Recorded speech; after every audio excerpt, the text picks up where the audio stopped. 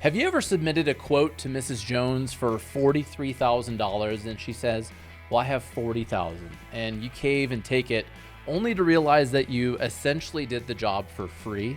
Well, in today's podcast, I interview Weston Zimmerman from SynkedUP, who shares two things that sabotage company profits and how to prevent them. Weston has been in the green industry all his life. He spent 15 years as an employee in a multi-million-dollar landscape company, starting as a field worker and then expanded to a crew leader and eventually director of marketing. That path led Weston to develop his own software, shoring up companies' profits. And he now runs SynkedUP, which aims to help snow and landscape companies price their jobs correctly and track them to ensure that profits stay on target. He also hosts the podcast, The Cost of Doing Business.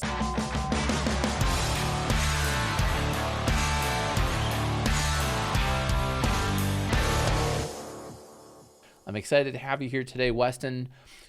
So there are two things that sabotage company profits. What's the first of the two? Yep. Well, this is a topic that you can split hairs on endlessly, but what it really boils down to is at the end of the day, there's two ways you can screw this up. One's getting the math wrong. That's the first one. And the way to fix that is building a budget. The second one's getting the estimate wrong. Like I said, it was going to take 5 days, but it actually took 7 days. And you fix that by tracking. But back to the first problem with getting the math wrong, the million-dollar question is, well, when I pay $10 for an item, or it costs me $32 an hour for my payroll and expenses associated with payroll, what do I need to mark that up to also cover my overhead expenses? That is the million-dollar question, that there is no one-size-fits-all model. But there is, fortunately, a slick little concept that we call budgeting, where you just plug in all of your costs and expenses and overhead. And really what it's doing is doing the math behind the scenes to determine, okay, when you pay $10 for an item, you have to mark it up by X to also produce enough of dollars to cover your overhead expenses to get you to break even. Once you're at break even, then you can add your profit margin, whether that's 10, 15, 20, 30, make it whatever you want, whatever you're comfortable with. But that overhead, like how many dollars do I need to produce between my cost and my profit to make sure that I'm actually producing the profit that I want? Because what a lot of people will do is be like, I don't know, it costs me X, I just double the price and I roll with it. And what can happen is, as your business grows, your overhead is growing, and pretty soon that model that maybe worked for you 2 years ago or 3 years ago is now sucking you dry of cash and resources as your business is growing, which is why you have to push it back to a cost-based method, which we call budgeting, where you simply plug your expenses in and it pushes your markups back out to you and essentially gives you your pricing. And how long do you think it takes for businesses to get to the point where they can even do that, right? Because every business is a little bit different. Yep. I think there's a certain amount of just getting started and doing it to even collect the data, right? Or is there a different way to approach budgeting out of the gate? Well, the way I would say it is, if you're an owner or operator just starting out your first season, you still need a budget. It's just that instead of looking back on past history and basing your inputs on past history, you're making educated guesses. But a budget filled with educated guesses is a lot better than nothing, than no budget. And so then next year, and then make sure you're doing a good job with accounting and bookkeeping. You have a solid P&L in your QuickBooks, and then you can be like, well, now instead of me making educated guesses as to what fuel's going to cost me this year, I can look back and be like, I know what it's going to cost me. And you're basically having a feedback loop of looking at last year, predicting what I'll spend next year, and plugging that into my budget. I love it. So once people have their budget, so that's the first thing that sabotages landscape company profits, and it's kind of a moving target. Yep. In some ways, like as you grow or you add on an additional overhead expense, this is something, how often are people needing to revisit or maintain their budget? Yeah, that's an excellent observation, because building a budget, sometimes people kind of get the feeling that it'd say, oh, I do a bunch of front-loaded work and then I solve the math problem and then I run off and do my whole little thing on my iPhone calculator forever. It doesn't work that way. I'll tell you a story. A SynkedUP user actually built a budget last year when he was essentially doing 800,000 in revenue. They Mm-hmm. grew really quickly, and in the span of about 12 months, they doubled to 1.6. Mm-hmm. And he never updated his budget, which meant that the quotes he was shooting out the door were based on a budget of an $800,000 company, Mm-hmm. but he had the expenses of a $1.6 million company. Very different scenario. And what happened is ultimately his cash flow started drying up because he had all these expenses that Mm-hmm. weren't in the equation. And so, to answer that question, at a minimum, if you're not doing any budgeting, at least get one for the year. Next best case is update it quarterly. Even better, update it monthly. Even better, be checking it weekly, because every dollar that you spend out of your company's checking account or your company credit card that is not in that budget somewhere is who pays for it. What was supposed to be your profit is what pays for it. What was going to be your profit is what goes to pay that. And if you do that too, if that problem is too acute, or if it's too, if you're on the extreme end of that, you can get to the point where you're literally not even covering your cost of being in business. Right. And so Lose the money. story of Mrs. Jones, where we said it was going to be 43, we decided to do it for 40. I've seen people end up losing money Yep. on that, not just the 3,000 gap, but they didn't update their budget for 6 months or 12 months.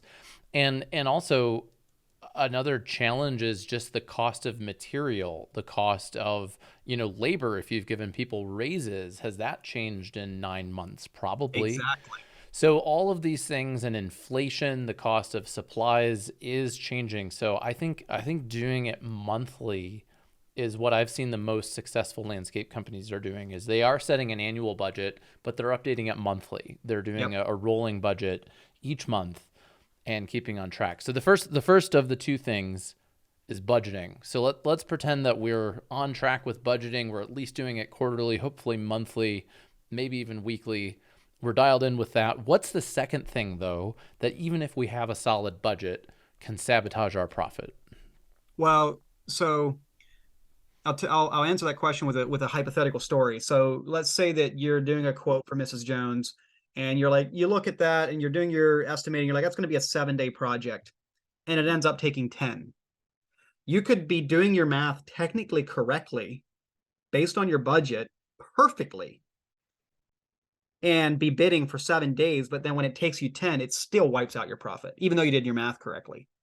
And so it's really, really important that you, in some form or fashion, are able to compare what you had estimated with what actually happened in the real world. So you can look at that side by side, hopefully in real time. That's what we do at SynkedUP, or at least in a spreadsheet after the fact, and be like, okay, this is where we did well, this is where we didn't do well, what can we learn from it? And I thought that this type of work takes 7 days, it obviously takes 10. I'm going to tweak my estimating formula for the next time I do it to not repeat the same mistake over and over again. That's Mm-hmm. ultimately the end all be all with job costing. It's not to nerd out over numbers, but it's to where did I go right and where did I go wrong, so I can learn from it and have that Mm-hmm. feedback loop. But to be able to do that, you have to have tracking in place. You can't do that unless you have a good way of tracking how many man hours went to what parts of the job, what materials were bought to what Mm-hmm. parts of the job. Like, that's where this whole thing falls apart. It's very easy to job cost in a spreadsheet once you have the data to plug into the spreadsheet. The hard part is having the discipline or having the systems and processes in place to be tracking this stuff on a daily basis and having that data flowing in that's Mm-hmm. populating your actual expenses. Well, and that's I think a key thing is the time tracking, the real time tracking it on a daily basis, tracking expenses quickly, because some people will, they'll compile a bunch of receipts, Yep. and at the end of the quarter they'll mail them or scan them or send photos. Could you imagine being a bookkeeper dealing with this? I don't. I'm I really don't know great. how the world existed I, before spreadsheets, man. but anyways, so on an extreme end, right? People are Yeah. sending those things maybe quarterly. I know some people do it annually, right? And that's a disaster. But what are some of the ways that you can do it faster? So the time tracking, and how do you get your team to do it? It's got to be easy or it's not going to happen. Hmm. That's one rule. The other rule is the crews hold the keys. They are the ones out in the field. So if you're relying on third party information, like somebody's filling out a paper form and then handing it to an office admin to plug into a spreadsheet somewhere, the chances of human error are infinitely higher. So the crews hold the keys is kind of a coin that a term we've coined here at SynkedUP is like, we want to make it possible for that crew person to be documenting the information as quickly and as easily and as effectively as possible, not only for their benefit, so they know where they stand. It's, who wants to run a race with no finish line? Like, as a crew person, when I worked at Tussie, I wanted to know, how was I doing against what I had been allocated? So it's got to be easier. It's not going to happen. And, the other thing that's really critical about this tracking is, in the early days before we had SynkedUP at Tussie, we would do all this stuff in spreadsheets. But the problem is it might be weeks after the job was wrapped up before the salesperson would come back and be like, hey, here's how we made out. And by the way, we didn't do so hot on this part of the job. Why do you think that is? And he's asking me as the crew leader that had done the job. And I'm like, dude, I'm on my sixth or seventh job since then. Maybe, I don't know, but if it's in real time, you better believe it that I'm going to have good suggestions as to what maybe went sideways or why things didn't go as planned. And I might even be the one instigating those observations, like, hey, salesperson, I'm just letting you know that we had been working very efficiently. Things had been going very, very well. We still did not have enough of hours or enough of material. And I just want you to know that for the next one. So the real time is almost as critical as the fact that you're tracking it all. Yeah, the real time tracking and the crews holding the keys and making it easy for them. So tell us a little bit about SynkedUP and why did you create it in the way? I know that one of the things that I really like about SynkedUP, from what I've seen, is the mobile component. That it's really a mobile first, in my opinion, application that puts the software in the fingertips of the field crews, so that way they can track these things right from their smartphone. And that's the way that you're avoiding the paper or the end of the week or the delay in time. So tell me a little bit more about that, and how did you create it that way? Well, the biggest thing was, budgeting software had already been created before we even wrote the first line of code for SynkedUP. So that wasn't necessarily the problem. There was good estimating tools out there. That wasn't really the problem. There was good CRM and project, just like calendar and scheduling. There was good stuff there. What was missing was job costing, the ability to show estimated versus actual on a job. And also, like you mentioned, the mobile app side of things, because I was a crew leader for most of my career, and every system we ran through seemed to be designed and built for the back end, which is great. That's awesome. There's very many needs there, very many problems that it needs to solve there. But then the problem is if that's the only person it serves, the data that's supposed to be flowing into there is coming from the people out in the field. And so in a way, you're not any further ahead, whether you're plugging the data manually at the office back into a software or into a spreadsheet. You're not really any further ahead there. So getting that communication between back office, front field, and from front field back to back office again, like that synergy was what was missing, which is what we set out to build. And so what we did with the mobile app is we really made it the crew foreman's favorite thing. Like, we worked really hard to make it like not just something that the leadership is saying, hey, you have to do, but the foreman is like, this is awesome. Like, I can see everything I need to know. I don't have to be playing phone tag all day long. The questions I need to answer are right there in front of me. I can document everything that I care about so that make sure that they know about. Like, it's just that synergy and that flow of information from back office to front field was flowing. Whereas most other products that were in the market before we started building SynkedUP were kind of like just back admin systems type systems. Well, my personal opinion of software, I use a lot of it. I'm leery of softwares that claim to do it all. And the way I run my own business, I have a variety of softwares that do specialized things. So right now, the audience is probably thinking, well, I already have X, Y, and Z softwares. So just talk to me about that. What other softwares are your customers probably already using, and does SynkedUP replace that, or does it collaborate with it, and does it more so fit into this one specific area? Talk to me a little bit about how it fits into the tech stack of most landscape companies and integrations too. Yeah.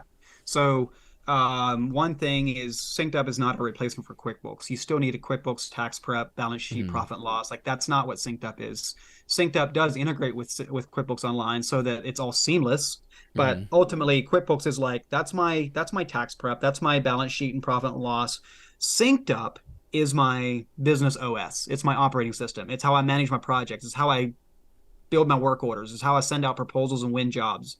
It's how I schedule work and collect data from the field and compare, ultimately, and use it to price my jobs correctly, doing the math correctly, and then track those jobs to hold them up to the light and make sure that Mhm. my estimates are actually on target and that I'm not losing profits without ever really cognitively being aware of it. Then on the flip side of that, like it's not a marketing CRM. It's not a HubSpot. It's not an active campaign. It's that's not what it replaces. So it's not a sales pipeline software. It's more of like once you've got that qualified lead and now you're going out there to build an estimate for them, that's where SynkedUP starts. Got it. So when it comes to like landscape maintenance crews, what does SynkedUp do as far as like route planning? Does it help with route planning and optimizing a route? Yeah, so we aim to bridge the gap. That was another thing that was missing in the industry before we started, is like it seemed like all these softwares were either design build friendly and didn't work for maintenance, or maintenance friendly and didn't work for design build. And we're looking to Hmm. bridge that gap. So the answer to your question is yes, we do route planning, recurring scheduling, and it works beautifully for keeping track of what services were performed. So the billing is just a click of a button, and that works great for snow, recurring maintenance, property maintenance contracts. Like it's designed for both of those workflow models. And what about like tasks and things? So let's say that I had a design build project and there's a design phase and now we're in a construction phase and so I've got multiple phases with different tasks and things. That does it how does it fit into that kind of project management Yeah, realm? so it's not like if you're like an Asana or a Trello power user where you have a really complex web of process, like it's not a replacement for that. You would still want to maintain that. Like if you're like, hey, it's out for a permit on this swimming pool or whatever, like we don't really have like a pipeline board view inside of each job to track the different tasks that are Yeah. going on at the time. Right. Yeah. So if the crews hold the keys, how do we get them to actually do it and do it accurately and do it well every day? Well, this is probably the best question you've asked yet, because you can set up any elaborate framework you want, but at Hmm. the end of the day, if you don't execute, it's useless, and in fact it's probably sucking energy from you. Yes. So I'll paint out two scenarios. One thing that I've seen a lot is where an owner operator or an owner will say, okay, this is what we're doing, and they'll shove the app under their crew's nose and say, there, figure it out, do it. Don't expect beautiful buy-in in that Right. scenario. Yeah. So on the flip side, I truly believe that as human beings, we need to know why we're doing what we're doing. We Hmm. need to understand, we need to be able to connect the dots and understand what impact my contribution has across the broader picture. Yeah. And so the way I like to portray it to get team buy-in for this extra work is basically two chunks: KISS, keep it simple, stupid, and second, help them understand why. So the helping them understand why is like, okay, hey, you'd like to make more money? Yes. I'd like to make more Hmm. money? Yes. We want to make the company more successful? Yes. We want to grow this company? Yes. Like these are all the things that we're all on the same Hmm. page on. You want to grow if I grow this company, you can have a career path here? Yes. So these are all things we're all on the same page on. And then I like to turn the tables and be like, okay, excellent. We're all on the same page. But for us to be able to do these things, we need to know our numbers. We need to know when we go right and when we go wrong. And for us to be able to tell that, we need to track. For us to Hmm. be able to track, I need you to be able to track your time on this app. And oh, by the way, there's all kinds of bells and whistles that are you're gonna love. Like you'll be able to see all the material lists and all the notes and the correspondence and the Hmm. photos, all these things that are also attractive for you as the crew leader. And once it's, in my opinion, when you portray it in that way of like, hey, if you do this, or if I, as the crew leader, do this, the company wins and we all benefit. And I can see the impact. I can see the scoreboard of estimated versus actual progress bars on the hours on the job. Like I can see my finish line. Then the good employee, you might still have employees that kick back, but I would say the good employees that truly care about making the world a better place and being a positive contribution to society will go in that with all 4 feet. And if you want to throw a little gas on the fire, bonus them based on, Well, yeah. Yeah. bonus them based on if they hit 10% underestimated man hours, shoot Yeah. them a bonus. And guess what? Mhm. You better believe it, they're going to be chugging their hours in there on time because they want to know where they're at. Well, that's what I do at Ramblin Jackson. We have a entrepreneurial pay plan where we pay it quarterly, and in order to be eligible for it, though, you need to work here for a year, but it's a Mm-hmm. percentage of company net profit. And we have brackets where when the company's above a certain net profit, the bracket gets higher, so the bonus actually gets Right. higher. Scales. And then also in our company meeting, we have a simple table where we track, did you submit your time tracking on time? Because even when I was doing the profit sharing and things, I had some people who just wouldn't do it. And they ultimately weren't a fit here. Whereas the people who want to be here are like, cool, I get it. It's kind of a pain in the butt. But once they started, I started involving people in efficiency Mm-hmm. ideas, and I shared the profit and loss with them, and they actually helped find a lot of ways to become more efficient. So I Mm-hmm. think getting people involved in why you're doing it, and if it makes sense, involving them in looking at the numbers and looking for efficiencies, and if there is some sort of an incentive for them, um, I think it can Yeah. work. I think it can work really well. Yeah. If you're consistently running over hours on a job, let's say in the landscape business example, I bet your crew is going to have better suggestions than you are as to what we could do to fix that. You know? Definitely, yeah. The crew holds keys, like you said. I Yeah. love that. 100%. Yeah. Well, Weston, tell us a little bit about your podcast. Yeah. The cost of doing podcast and some of the gear you use. Before we recorded this, I learned that we use the same cameras. We use Panasonic G85. Well, I use G85s and um, a GH5, so we Yeah. both use that. You run a video podcast, The Cost of Doing Business. What's that show all about? So one of the things that has been a lot of fun in this whole synced up journey is I've kind of got it made a lot of friends in kind of the Instagram contractor brotherhood that you have that's out there in the Instagram world.